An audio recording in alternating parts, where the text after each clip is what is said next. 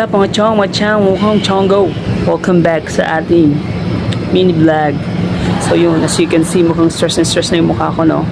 Tapos yung ilong ko ang pula-pula and marami ng pimples dyan na pinuputok-putok ko na. So for today, dahil mukha tayong stress, dahil hindi natin kaya yung mahal na pa-massage. Massage.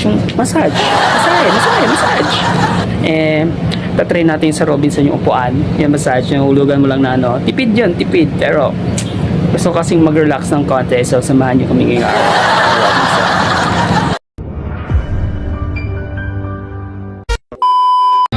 Yes, dito tayo sa Robinson, guys. Robinsons. So yun nga, dahil kasama natin si Ater na dito ngayon, medyo matatagalan tayo maghanap ng pamassage. Mag-grocery muna to. So yun, natapusin kami after 1, 2, 3, 4, 5, 6, 7, 8, 9, 10, 11 years. So yun nga, guys, may merienda muna daw kami takoyaki.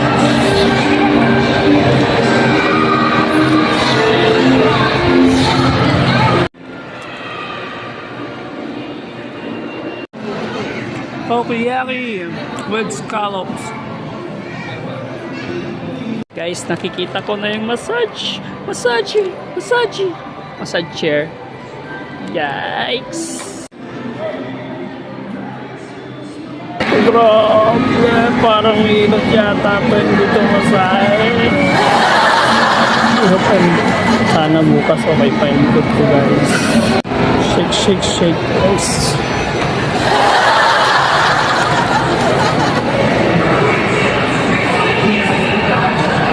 Yun nga, guys.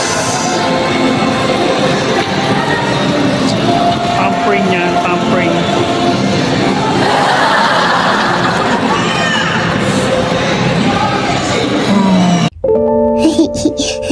괜찮아.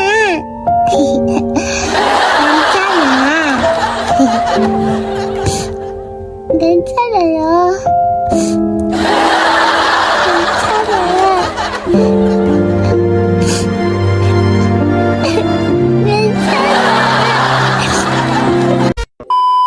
So, Aterna, how can you describe the massage?